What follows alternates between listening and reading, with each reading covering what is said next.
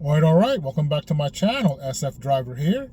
It's Wednesday, October 25th, and we're doing a recap on my earnings from last week, October 16th to the 23rd. That week, I stayed with Uber, just like the previous 4 weeks. I've stayed with the Uber app, trying to get the points to reach diamond status. As you can see, I didn't work Monday, I didn't work Tuesday, I didn't work Wednesday. Reason being, I've been taking Mondays off the past few weeks just to, get some personal time, do some other things. I need a break. 17th had some family stuff that we did. Went out and stuff. Wednesday, made a big decision. I've been thinking for the past few weeks of what to do with my Ford Mach-E that I was leasing from Ford Drive. And it was coming to the time where I could return her because it's 16 weeks. And I was looking at what cars to buy. I was going to buy a Mach-E, my own Mach-E. But I decided to go against that because I ended up going with the Hyundai Ioniq 5. And Wednesday, took care of that on Wednesday, and that was pretty much all day. Drove the car home around 7 p.m. Wednesday. So that's why, I pretty much had a 3 days off that week, as you can see. Thursday, went on the road. But Thursday, as you can see, that was my last day working with the Mustang Mach-E. Had the Ioniq, which is right here. However, I had to get it inspected and stuff like that. I had to get it insured, get rideshare insurance and all that stuff. So just wasn't ready. So Thursday, the 19th, was my last full day working with the Mach-E. Had some moments. I was gonna miss the car. However, I knew that the Hyundai, this car, had better features. First, charging was way superior. The Mustang could take up to 60 plus, a little over 60 minutes to fully charge sometimes, from 10% to try to get it to 100%. Could take an hour. This car, to get it even from 10% to 100 would be like 40 minutes. Really, I only charge for 30 minutes.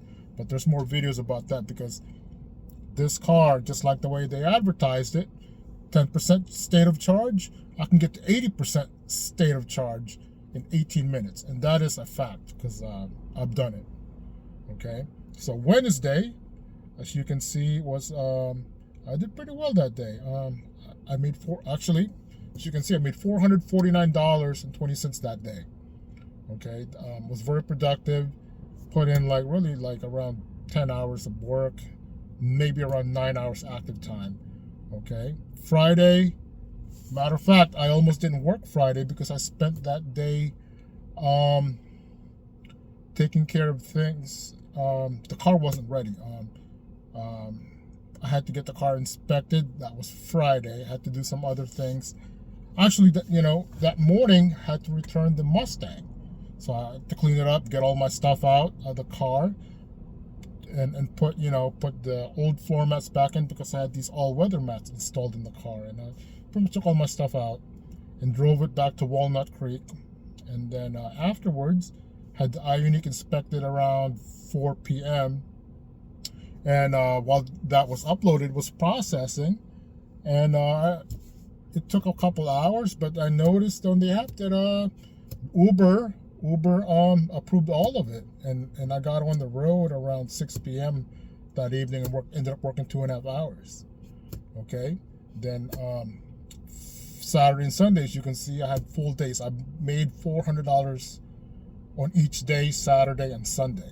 Altogether, as you can see, active time 29 hours and 9 minutes.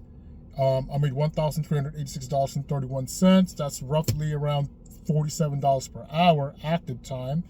If you take my online time into account, 34 hours, that's roughly just a little over $40 per hour. So I think I was very productive, to average that high.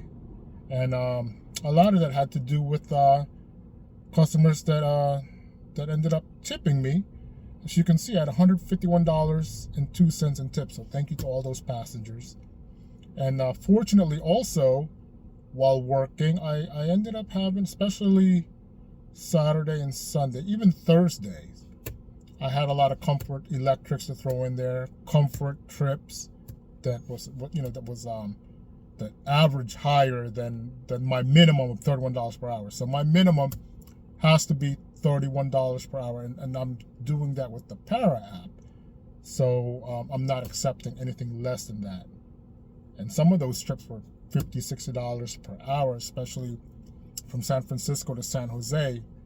I did some of those that were Comfort electric, and ended up being one passenger was $60+ from San Francisco Airport.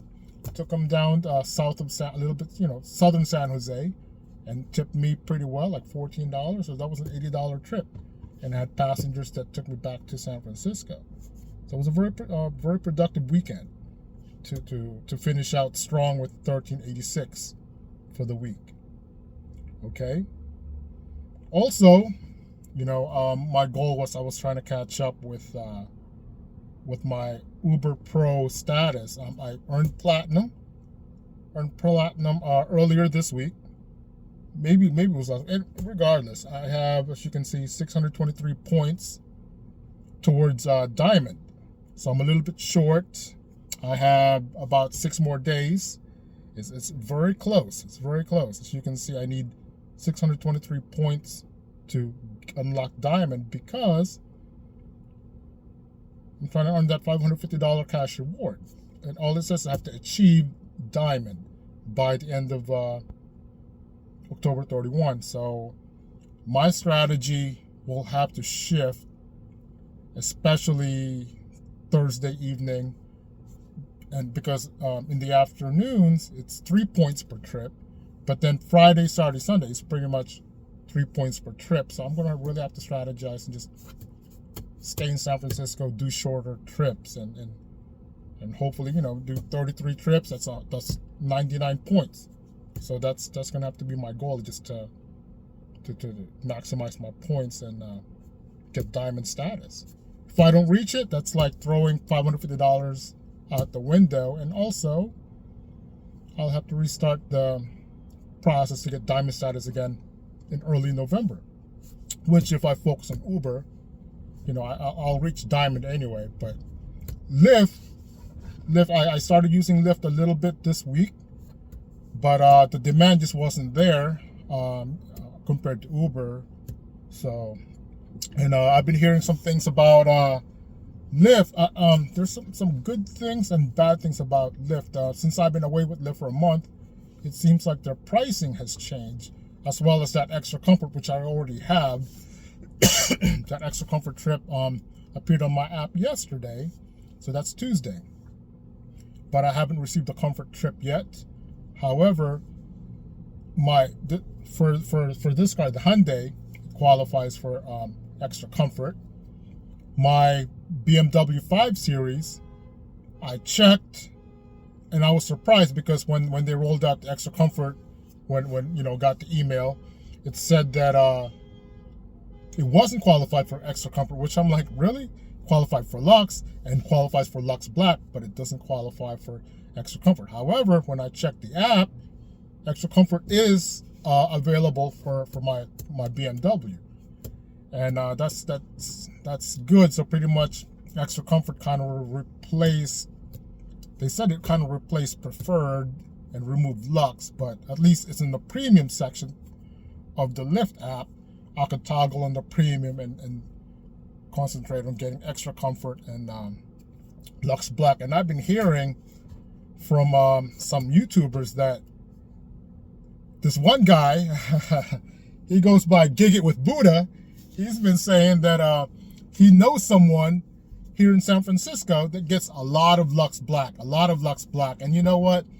I got that Mustang in July to re-strategize, because I was driving my BMW, and I'm getting very few Lux Black, very few. And with gas and the maintenance on my car, and I'm just doing regular standard Lyft, it's just not worth putting that on my car, that wear and tear.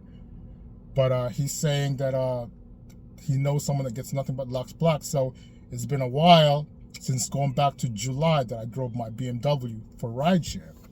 But when I do, I'm going to experiment next month, not in November, and I'm going to experiment with Lyft and just turn on the premium features and see if I can actually get a lot of Lux Black. Now, the reason why I'm going to strategize for November, because I'm trying to get the focus on getting the short trips to try to get this diamond status for Uber. But at the same time, next week, like the second week of November, is an APEC Economic Summit here in San Francisco. So it's going to be busy. Going to get a lot of people here, and hopefully that will drive up demand, and there will be a lot of Lux Black. So I'll see. I'm gonna show my stats to see if that is true. And at the same time, before getting this Hyundai, I was thinking about going the TCP route, doing Uber Black, but that is the permits, the limousine insurance is just really high. Even if I do that, from what I've been hearing in the past, even for those drivers that does TCP and does Uber Black in San Francisco, it's slow.